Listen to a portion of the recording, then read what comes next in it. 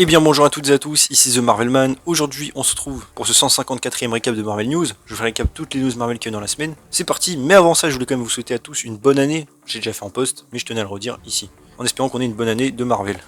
On commence avec Daredevil Born Again. En effet, bon, très vite fait, on a eu la rumeur qu'on a un trailer cette année, en tout cas en début d'année, donc en janvier sans doute. On espère bien. On a une photo de lui, d'ailleurs, qui disait s'entraîner pour la saison 2 de Born Again, mais par rapport à ça, on va y revenir dans une autre catégorie plus tard. Par rapport à Captain America Brave New World, ensuite, on a eu de nouvelles images avec des trailers. Et on peut voir d'ailleurs Red Hulk qui poursuit Sam en sautant assez haut, ça a l'air cool. Ils ont aussi dit que pour le design de Red Hulk, ils ont fait exprès de faire un truc un peu plus humain, pour essayer de coller au personnage des comics, qui est quand même plus humain que lui de base, et de du coup matcher avec sa personnalité. Un truc aussi assez intéressant, c'est qu'en Chine, c'est apparemment le 6ème film étranger le plus attendu. Je rappelle quand même que ça représente beaucoup au box-office, donc c'est cool. Ensuite, alors, très vite fait par rapport au Thunderbolt, c'est un leaker qui dit qu'il pense que le 3ème acte du film va assez diviser, car il y a énormément de CGI. C'est un gros combat, on va dire, un peu classique, 3ème acte. Et en même temps, vu qu'on sait qu'il y a Sentry, ça apparaît assez évident. Mais vu que le reste du film semble plus terre à terre et même avec moins d'effets spéciaux, il pense que ça va un peu diviser ce 3ème acte. On verra évidemment, après si c'est bien fait, à voir. Ensuite, par rapport à Armor Wars, on a eu un leaker qui a dit que l'épisode de What If de la saison 3, avec Ray Williams, en fait empruntait énormément d'idées qui étaient prévues pour le film. Donc j'imagine peut-être le délire avec White Vision, une armure plus biotechnologique et le retour des armes de Mysterio peut-être. J'imagine que c'est ce genre de délire là, donc admettons, le film évidemment, on n'a toujours pas de nouvelles. Ensuite, en vite fait pour Agatha All Along, alors bon, c'est un truc vite fait, c'est sur Disney+, le trailer de la série indique désormais trailer de la saison 1, alors qu'avant c'était trailer voilà, de la série. Certains peuvent y voir un indice pour une saison 2. Après, il y a beaucoup de séries Marvel qui ont fait ça et qui n'ont pas eu de saison 2. Hein. On peut penser à Hawkeye, Moon Knight, donc on verra. En tout cas pour l'instant. Ensuite, par rapport à What If saison 3, donc évidemment la série est sortie, hein, je pense que vous l'avez vu. J'ai refait une critique, que vous pouvez aller voir bien sûr. Bon bref, la série reste une grosse déception pour moi. Mais donc on a eu quelques infos. Déjà on a le producteur, enfin réalisateur de la série, qui a dit qu'il n'était pas au courant que Disney avait racheté la Fox et qu'il pouvait mettre des personnages des X-Men, en particulier le Wolverine de Hugh Jackman dans What If, sinon il l'aurait fait. J'ai envie de dire, ben non. Vous le savez très bien, évidemment, la Fox a été rachetée, il me semble, en 2018. What If a commencé à être produite vers 2019-2020. Et de toute façon, la saison 3 est sortie en 2025. Fin 2024, on se comprend. Donc non, évidemment, ils pouvaient mettre des X-Men, la preuve, il y a Tornade, juste ils n'ont pas voulu, pour je ne sais quelle mystérieuse raison. Un truc que je trouve aussi intéressant, c'est le showrunner de X-Men 97 qui s'est fait virer, qui a dit que la saison 3 était abominable, qu'il y avait des très mauvais dialogues, etc. Enfin bref, évidemment, je suis d'accord avec lui. Je trouve ça assez intéressant parce que lui, pour le coup, peut se le permettre vu l'histoire qu'il a fait avec X-Men. Mais bon, je trouve ça marrant qu'ils se taclent entre eux. Et à part ça, par rapport à plus des rumeurs, on a évidemment un leaker qui dit que l'histoire va continuer, évidemment. Et un leaker dit que par rapport au Reed Richards qui est mentionné à la fin de la série, il est possible que ce soit celui de 2005, en tout cas, voilà. Après, la rumeur n'est pas très fiable, je le dis quand même. Mais qu'en gros, oui, il est possible que ce soit un de ceux des films. Mais que de base, d'ailleurs, tous les 4 fantastiques enfin ceux qu'on a vus, seraient dans le Void de Deadpool. Ensuite, on passe à Avengers, Doomsday, Secret Wars, je mets toujours les deux ensemble.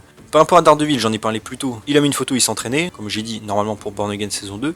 Mais l'entraîneur de sa salle de sport qui l'entraîne a dit que c'était pour Avengers Doomsday. Donc ça peut potentiellement, c'est pas vraiment sûr à 100%, mais c'est possible que ce soit donc bel et bien pour Avengers 5. Qui tourne à peu près en même temps que Born Again d'ailleurs. Donc ça peut être cool.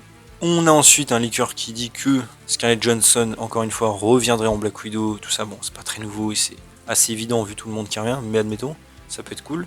Que aussi par rapport plus à What If, Captain Carter reviendrait et qu'elle serait ressuscitée par les nouveaux Watchers.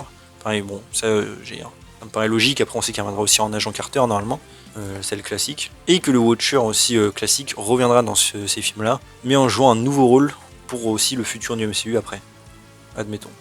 Ensuite, par rapport aux Young Avengers en général, ou Champion, ça dépend le titre, on a la rumeur encore une fois que ce soit une série et que ça commence à filmer en 2026 pour une sortie qui serait après Secret Wars. C'est vrai que ça me paraissait logique aussi, honnêtement, je vois pas comment ils ont le temps de faire une série complète entre tout ça. Ensuite, par rapport au Spider-Man 4 du MCU, on a eu une rumeur entre guillemets inquiétante, rassurante comme vous le voyez, c'est que le film est au final loin de commencer sa production à cause de problèmes de scénario. Ils veulent que ce soit meilleur que No Way Home et donc ils font tout pour corriger l'histoire. Et alors ça, comme je dis, c'est à la fois bien et pas bien. D'un côté, c'est inquiétant qu'il y ait autant de problèmes de scénario quand on sait que le film doit commencer très prochainement et qu'il a une date de sortie, mais en même temps, je suis assez d'accord, vaut mieux décaler et faire un bon film, surtout j'allais dire en avance quoi. Pas s'y prendre dernière minute comme Captain America 4 où on fait des reshoots dans tous les sens. Donc au final, encore une fois, je trouve que c'est une meilleure idée. Mais le film sera évidemment de toute manière décalé, il sortira pas en juillet, ça me paraît évident. Ensuite, on passe à Your Friendly Neighborhood Spider-Man parce que je pense que vous l'avez vu. On a eu du coup un trailer pour la série. Je pensais d'ailleurs qu'il le mettrait en scène post-crédit de What If. Au final, non. Et d'ailleurs, c'est assez marrant puisque ça sort dans très peu de temps. Ils l'ont vraiment fait tarder. Un trailer, j'allais dire, dont j'ai pas grand chose à dire et pas grand chose à analyser au final. On sait déjà à peu près ce qui va se passer. Mis à part ça, je trouve que ça donne pas très envie. Il y a eu un comics préquel qui est sorti que j'ai lu et que j'ai plutôt apprécié.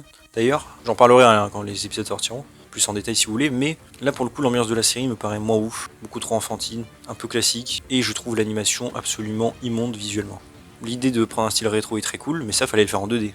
En 3D ça rend absolument horrible, tout est vide. Et c'est vrai que beaucoup de gens disaient ça fait penser à la série de Spider-Man de 2003, qui était aussi en 3D mais qui pour le coup elle était beaucoup mieux réussie. Alors que c'était quand même 20 ans avant.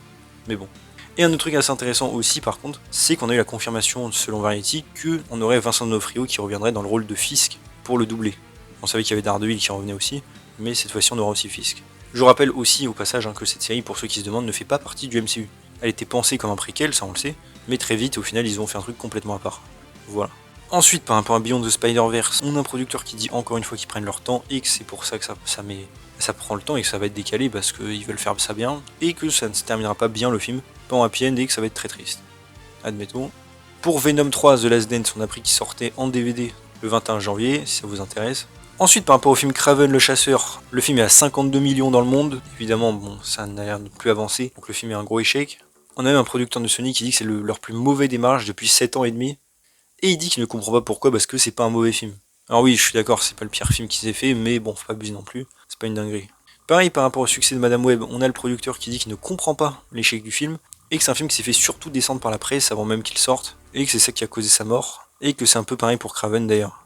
Ça c'est vrai, en vrai, objectivement, on peut dire ce qu'on veut, c'est quand même vrai, que le film soit bien ou pas, il s'est fait totalement descendre avant même qu'il sorte, c'est des films qu'on choisit de détester avant qu'il sorte, donc c'est pas faux non plus. Pour le Sony Spider-Man Universe en général, il a dit aussi que pour le futur, il fallait vraiment repenser leur formule, et que de toute manière, quoi qu'ils fassent actuellement, tout sera détruit encore une fois et détesté avant même que ça sorte. Que ce soit bon ou mauvais, c'est pas totalement faux non plus, après c'est leur faute avec les premiers films, mais admettons.